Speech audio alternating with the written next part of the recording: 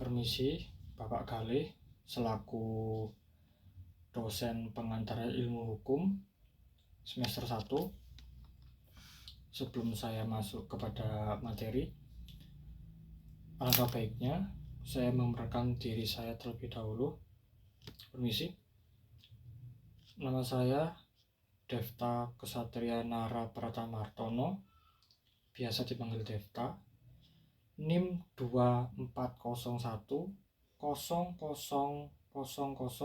203, semester 1, kelas D. Sesuai dengan perintah Bapak Galih selaku dosen pengantar ilmu hukum, di sini Pak Galih nge-share di grup WA pada tanggal 19 November tahun 2024 di sini untuk mencari materi tentang mazhab-mazhab hukum, kemudian jelaskan menggunakan dengan cara direcord dalam file di video, durasi minimal 15 menit, video diunggah di YouTube, kemudian link dikumpulkan di kelas ini, jadi di WA, maksimal disetorkan sampai hari Kamis ini, jadi tanggal 21 terakhir. Saya sekarang merecord tanggal 20 hari Rabu. Tugas Pak Galih ini dikirim pukul 11.42. Langsung saya mulai tentang penjelasan saya. Sebelum saya memulai penjelasan mengenai mazhab-mazhab hukum, saya di sini akan menjelaskan arti mazhab itu sendiri. Mazhab secara etimologis itu berasal dari bahasa Arab, berarti tempat berjalan atau bisa disebut jalan yang ditempuh. Dalam pengertian ini, mazhab mengacu pada cara, metode, atau aliran yang diikuti seseorang atau kelompok dalam bidang apapun, hukum, teologi, filsafat, dan lain-lain.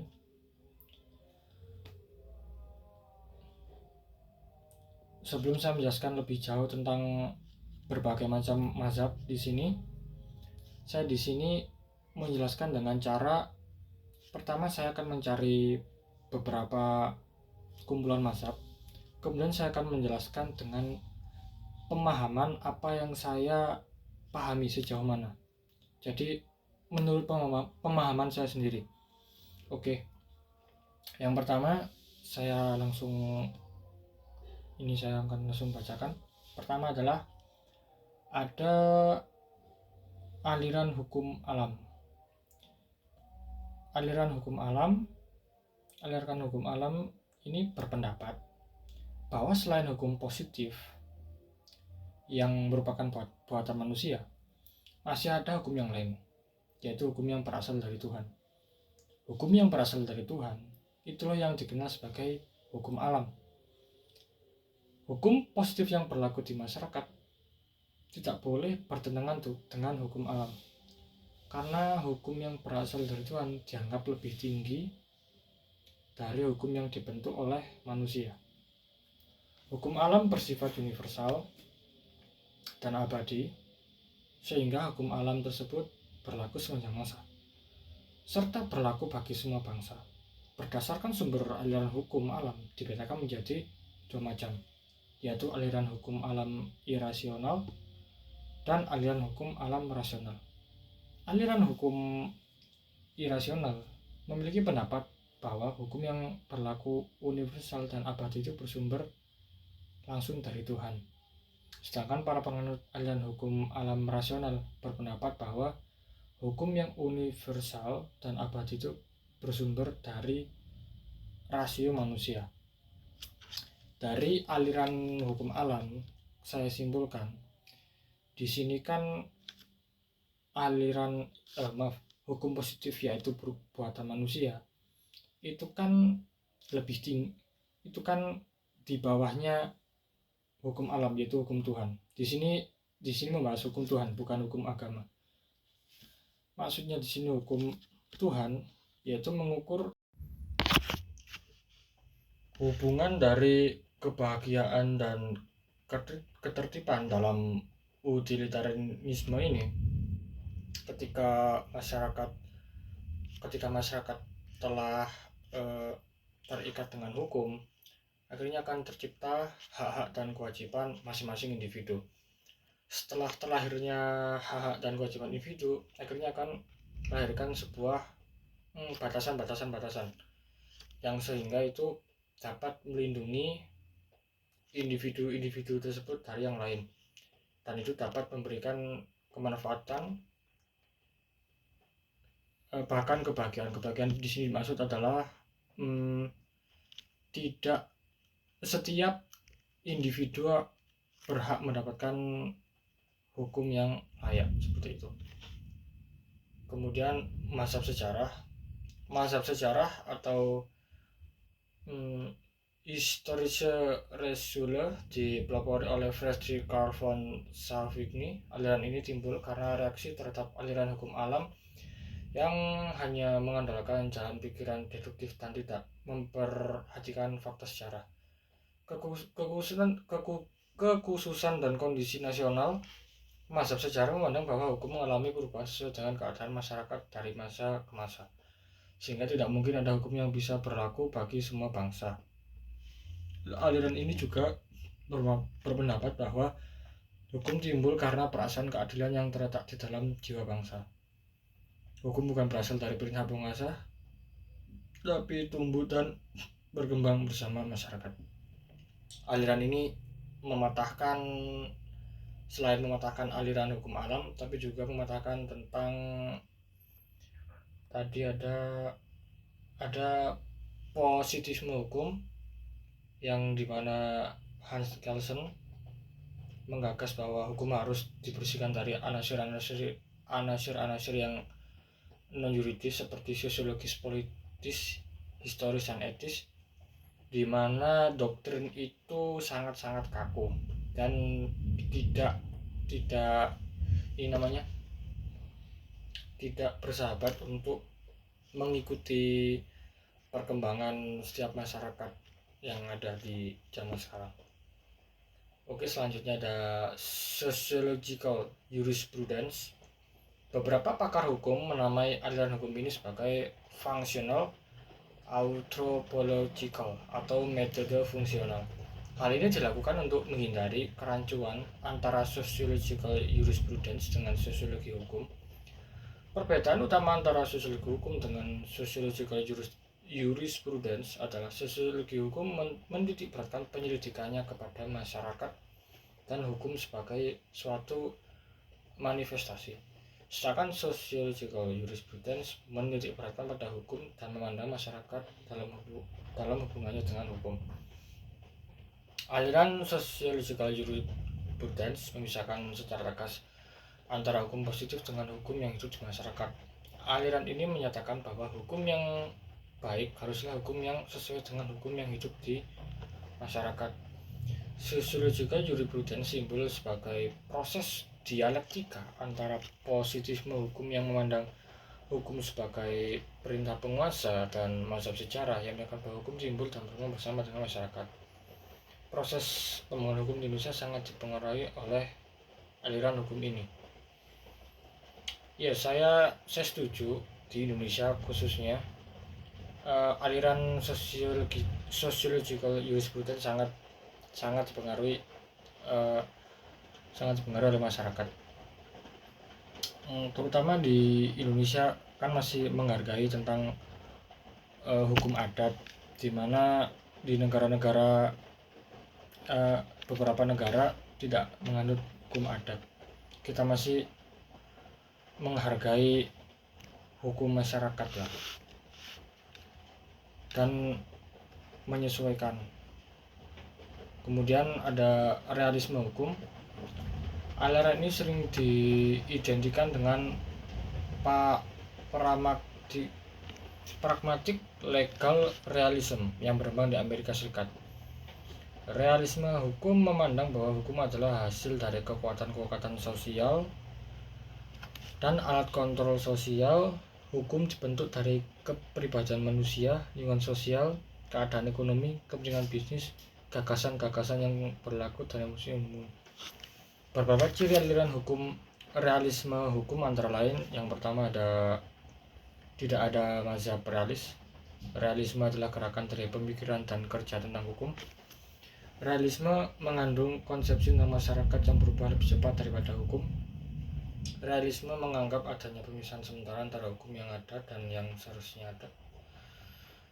Realisme tidak percaya pada kekuatan-kekuatan dan konsepsi-konsepsi hukum sepanjang ketentuan-ketentuan dan konsepsi hukum menggambarkan apa yang sebenarnya dilakukan oleh pengadilan dan orang-orang. Kemudian realisme menekankan evolusi tiap bagian dari hukum dengan mengingatkan akibatnya. Jadi di sini realisme hukum lebih teori ini terlahir di era-era modern yang serba cepat, di mana hukum akan mengikuti kepribadian manusia, lingkungan sosial, keadaan ekonomi, kemudian bisnis dan lain-lain. Karena semua berubah bentuknya, maka hukum juga akan berubah sesuai kebutuhan. Ya, ini yang terakhir, Freirechtslehre atau ajaran hukum bebas berpendapat bahwa hakim mempunyai tugas menciptakan hukum. Penemu hukum yang bebas tugasnya bukanlah menerapkan undang-undang, tetapi menciptakan penyelesaian yang tepat untuk peristiwa yang konkret, sehingga peristiwa-peristiwa berikutnya dapat dipecahkan menurut norma yang telah diciptakan oleh hakim. Ini sesuai dengan sistem hukum common law ya, di mana hakim dibebaskan untuk memutuskan sebuah perkara. Beda dengan civil law di mana harus berdasarkan hukum positif, yaitu yang telah tertulis dalam undang-undang, dan kemudian undang-undang itu menjadi sebuah pedoman untuk hakim tersebut memutuskan sebuah perkara. Namun di ajaran hukum bebas menyatakan tidak, dan ini berkaitan dengan common law. Terima kasih, sekian penjelasan saya. Terima kasih dan mohon maaf apabila ada kekurangan. Jadi untuk mengukur manusia dengan kodratnya sejak dia lahir, supaya tidak bingung, saya langsung membedakan antara hukum Tuhan dan hukum agama. Dari aspek definisi hukum Tuhan ini berasal langsung dari kehendak Tuhan atau sifat ilahinya dan berlaku universal untuk seluruh umat manusia. Dan sumbernya dianggap berasal langsung dari Tuhan melalui wahyu universal atau kodrat manusia. Hukum agama itu menciptakan doktrin yang berasal dari wahyu Tuhan, tetapi dirumuskan dan diterapkan dalam konteks agama tertentu, dan sumbernya tertulis dalam kitab suci atau dokumen keagamaan seperti Al-Quran, Alkitab atau Weda. Untuk lingkungan penerapan hukum Tuhan, ini berlaku untuk semua manusia tanpa memandang agama, budaya, tradisi, karena dianggap sebagai hukum yang bersifat kodrat dan universal. Kemudian hukum agama terbatas pada pengikut agama tertentu, sehingga sifatnya partikular dan berlangsung pada keyakinan masing-masing. Untuk menurut saya ini mazhab dari aliran hukum alam. Ini saya mengkritisi beberapa poin di sini. Di sini aliran hukum alam kan sangat memandang masyarakat tidak boleh bertentangan dengan hukum alam, karena ini berasal dari Tuhan, sifatnya sangat sifatnya hukum alam itu sangat naluriah, tapi ketika diimplementasikan di zaman sekarang itu sangat-sangat sulit untuk menerapkan aliran hukum alam. Pertama, aliran hukum alam ini mengusulkan bahwa Tuhan, aliran hukum Tuhan ini kan di atasnya daripada hukum positif, yaitu manusia. Yang dimaksudkan di sini adalah relevansinya di zaman sekarang sangat tidak ada, karena gini, zaman sekarang itu kan sudah sangat globalisasi Pak ya, semuanya saling terhubung, perekonomian, kemudian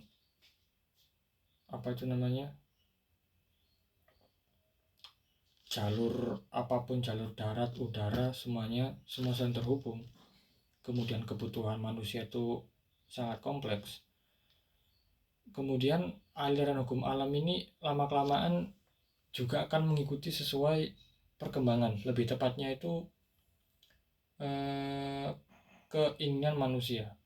Karena pada dasarnya sebenarnya alam ini telah mencukupi manusia, tapi tidak bisa memenuhi hasrat manusia. Bukan untuk memenuhi bukan kemauan memuaskan manusia, karena dasarnya manusia itu kan tidak pernah puas Pak ya. Jadi sampai kapanpun hukum itu akan berkembang sesuai dengan masyarakatnya, itu akan berubah. Menurut pandangan saya seperti itu. Yang kedua ada positifisme hukum. Positifisme hukum juga sering disebut aliran hukum positif. Aliran ini memandang perlunya pemisahan yang tegas antara hukum dan moral, yaitu antara hukum yang berlaku dengan hukum yang seharusnya antara Dasein dan Dasolen.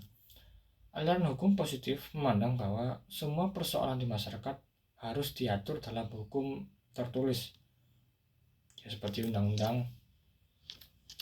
Bagi penganut aliran ini tidak ada norma hukum selain hukum positif. Jadi jika ada sebuah permasalahan hukum, ini tidak bisa dibawa kemana-mana karena masih belum tertulis. Positifisme hukum terbagi menjadi dua aliran, yaitu aliran hukum positif analitis dan aliran hukum murni. Aliran hukum positif analitis dipelopori oleh Augustine. Ini memandang hukum sebagai perintah dari penguasa yang mewajibkan seseorang atau beberapa orang. Hukum berjalan dari atasan atau dalam hierarki itu superior dan mengikat atau mewajibkan bawahan yang inferior. Hukum adalah perintah yang bersifat maksa yang dapat saja bijaksana atau adil atau sebaliknya. Aliran hukum murni digagas oleh Hans Kelsen memandang bahwa hukum harus dibersihkan dari anasir-anasir non-yuridis seperti sosiologis, politis, historis, dan etis.